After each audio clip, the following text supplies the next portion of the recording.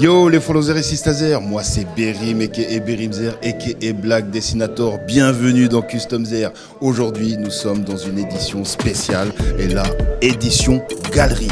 Nous sommes en fait actuellement sur la galerie Sakura et là il y a des œuvres extraordinaires. Et le thème c'est quoi? C'est Porsche Legacy, l'héritage de Porsche. Et en fait vous allez voir plein d'éléments qui vont être pris de cette marque prestigieuse. Ça peut être aussi bien des bidons d'essence. Voilà, on voit des enjoliveurs, on voit des capots, on voit des pare-chocs, etc. On va vous y amener. Allez, venez, on y va.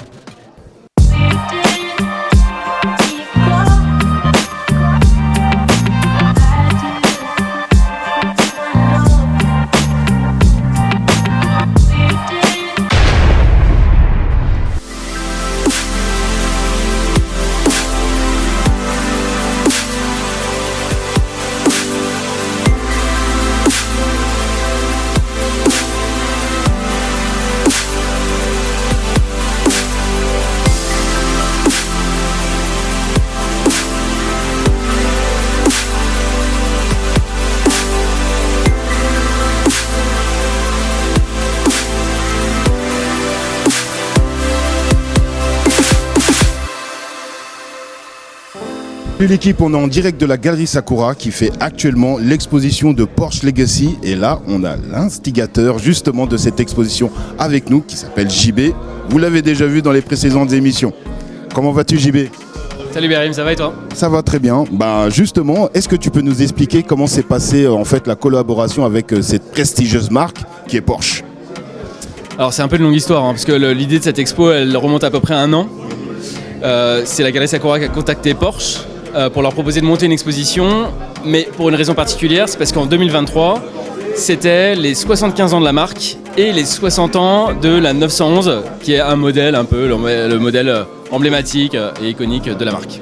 Et on leur a proposé de monter une exposition pour eux, c'était quelque chose qui est assez inédit, et on leur a proposé d'inviter des street artistes, des artistes, un peu de tous les horizons, à travailler sur des supports fournis par Porsche.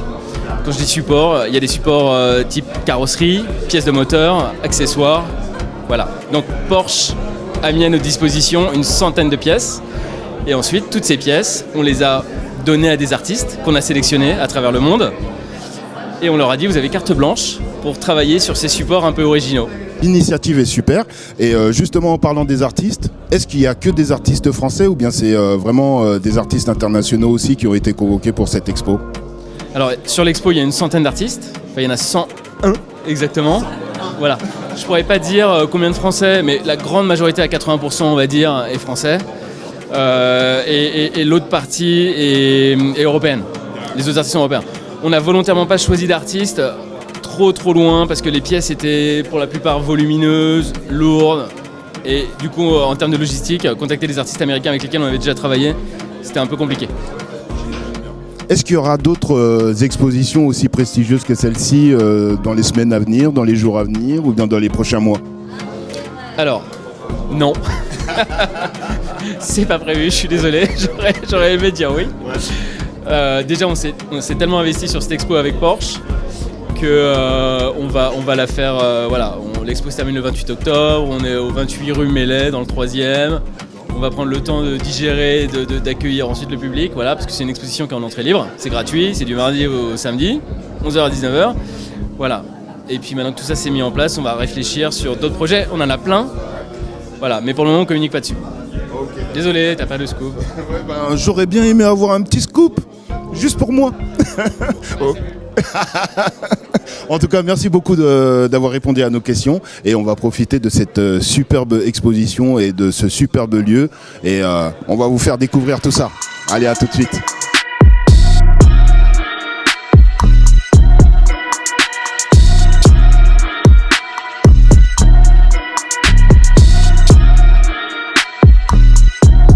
Et tout de suite, on va recueillir les réactions de différents intervenants de cette expo. On y va. On est en compagnie de l'artiste Schizo, c'est bien ça? C'est bien ça. Comment vas-tu? Eh ben écoute, ça va bien, c'est une belle soirée là qui se passe. Oui, effectivement, là on a vu les installations, elles sont incroyables et j'ai envie de te poser une question. Quelle est l'inspiration qui t'est venue dès qu'on t'a évoqué une exposition autour de l'univers Porsche? Alors, moi, c'est un cas un peu particulier ce soir, parce qu'en fait, je faisais déjà des choses sur des objets Porsche avant cette exposition. Donc, en fait, c'est moi qui suis venu à lui, en lui disant, voilà, je travaille sur ce support depuis longtemps. Et voilà, en fait, je suis un ancien graffeur qui a fait beaucoup de graffiti il y a quelques années. Et j'avais la passion des Porsche. Et j'ai voulu fusionner ces deux passions il y a une dizaine d'années. Voilà.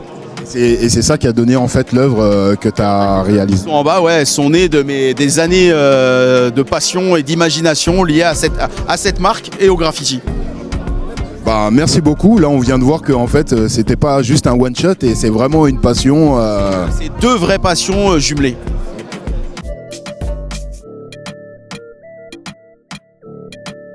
Est-ce que tu peux nous expliquer quelle est l'inspiration qui t'est venue dès qu'on t'a évoqué justement cette grande marque Porsche pour ta création? Alors moi, comme tu le sais, j'adore les robots, je fais beaucoup de robots et bah forcément j'ai pensé Porsche mécanique et du coup j'ai voulu un peu utiliser ce côté mécanique dans mon œuvre et j'ai fait une tête de robot tout simplement à partir d'un phare de Porsche 911.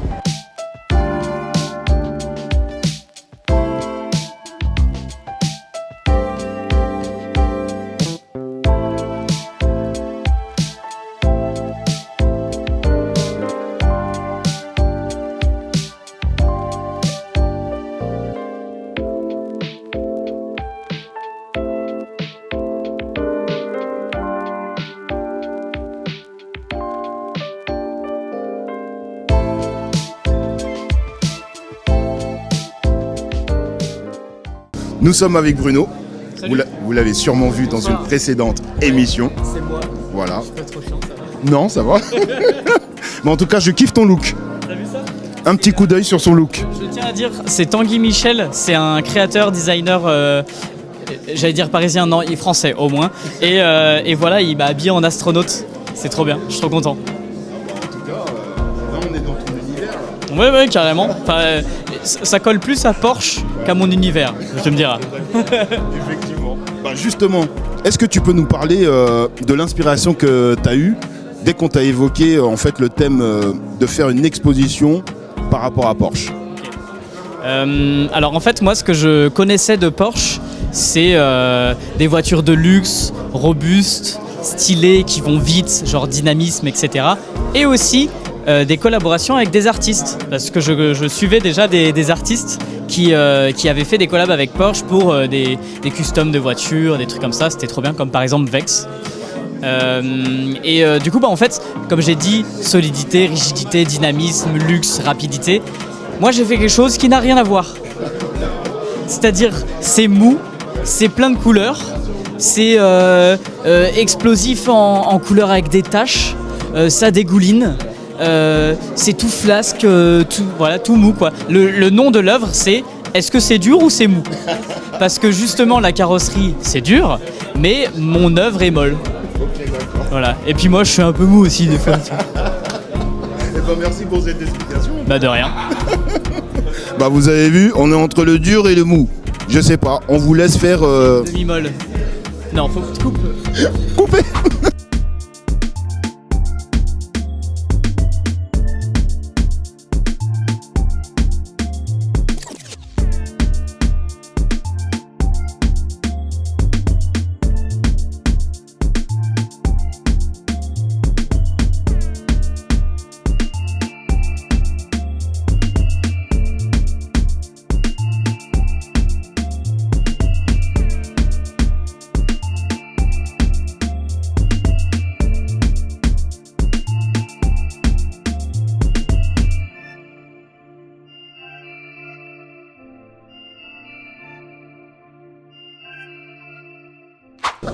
Les Frelons RSI Stazer, on est avec l'artiste Max 132 et il va nous expliquer quelle a été son inspiration par rapport à cette exposition Porsche Legacy. Comment vas-tu?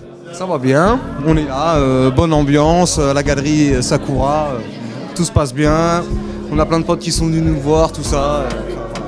Donc vraiment cool, bonne ambiance, bonne vibes quoi. Ok, c'est cool. Est-ce que tu peux nous expliquer comment t'es venu en fait l'inspiration pour cette création Porsche? Donc tous les artistes qui ont participé à cette exposition, on a tous eu un morceau, une pièce de carrosserie ou quelque chose qui appartenait à une Porsche qui a été détruit. Et donc chacun avait carte blanche. Donc moi à la base je suis du graffiti, donc je peins sur les murs. Donc je fais souvent de la 2D.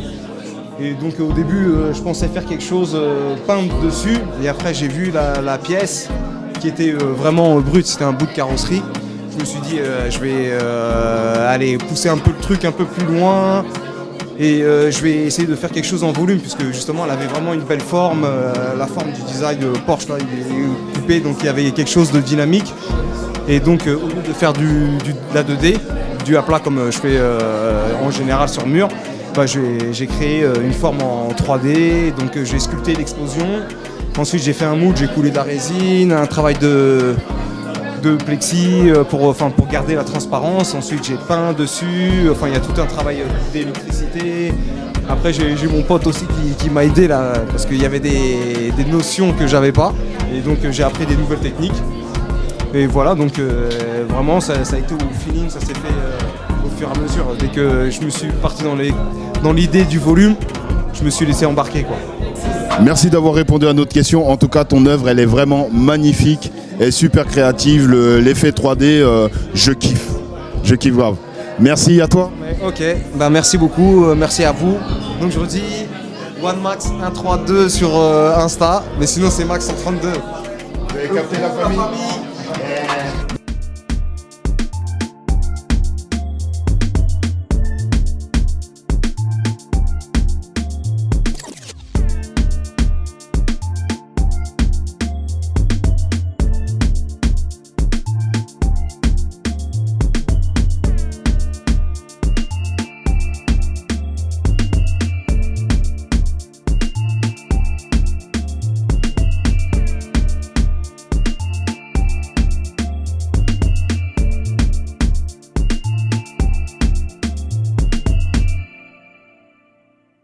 Nous sommes avec l'artiste Camille Poli qui va nous expliquer le process de sa création, comment ça lui est venu en fait de nous créer cette petite beauté. Voilà. Comment vas-tu Camille? Je vais très bien, merci. Et toi? Ça va, cool. Est-ce que tu peux nous expliquer en fait quel a été ton processus de création dès lors qu'on t'a annoncé cette exposition Porsche? Alors du coup, c'est vrai que quand ils m'ont annoncé est-ce que ça t'intéresse de travailler avec Porsche, je me suis dit oh là là, comment allier mon style qui est parce que moi je fais de l'animalier et de la faune et flore. Et je me suis dit bon, il va falloir allier les deux, la faune, la flore. Et j'ai trouvé ça intéressant de sublimer l'idée que derrière chaque pièce de mécanique, il y a quand même des minerais, donc des minéraux, il y a aussi tout ce qui est issu de l'exploitation géologique. Et je trouve que c'était intéressant de mettre en lumière le matériel primaire de création au travers et de venir recréer ce qui est, pour moi, l'essence de tout, l'arbre, la vie. En tout cas, merci pour cette explication. Et d'où est venue en fait l'idée de choisir cette pièce? Parce que c'est toi qui l'as choisi cette pièce. Et c'était un petit peu... J'ai longtemps hésité avec les disques de frein. Il m'avait même emballé le disque de frein. Et puis au dernier moment, je suis revenue sur mes pas et je lui ai dit non, ça sera le bras de suspension. Il me dit ok, ça va pas être facile. J'ai dit non, mais on va bien voir. Et pour la petite histoire, il y a 911 petites fleurs de coller, puisque c'est pour l'anniversaire de la Porsche 911. Avec des petits passereaux du Japon qui sont collés à l'intérieur de l'arbre. Pour faire le lien avec mon style animalier et le style... voilà, pour recoller l'animalier dans le... Donc là, il y a 911... Ah ouais, incroyable de détails et en tout cas merci de l'avoir relevé parce qu'on se dit pas tout de suite qu'il y a 911 pétales et là le fait de le dire, on voit la recherche du travail et bravo. Merci. Merci.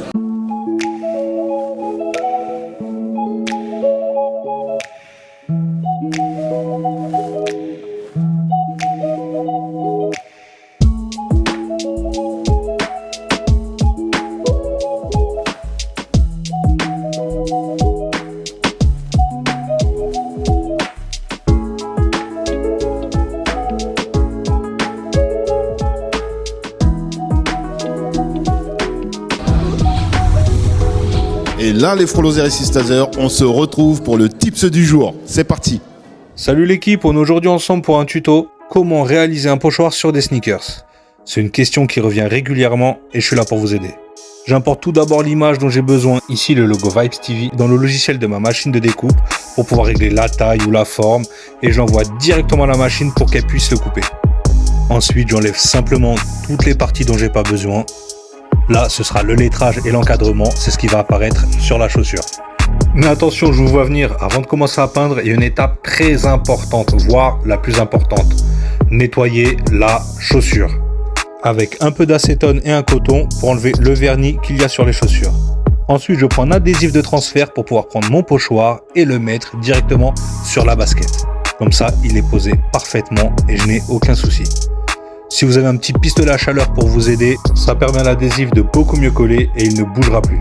Alors la petite astuce perso, moi je mets toujours une couche de la même couleur que mon support, ici le blanc comme la basket. Ça évite au pochoir de baver et que la couleur passe en dessous le pochoir. On attaque ensuite la couleur, ici le rouge pour le V du logo Vibes TV.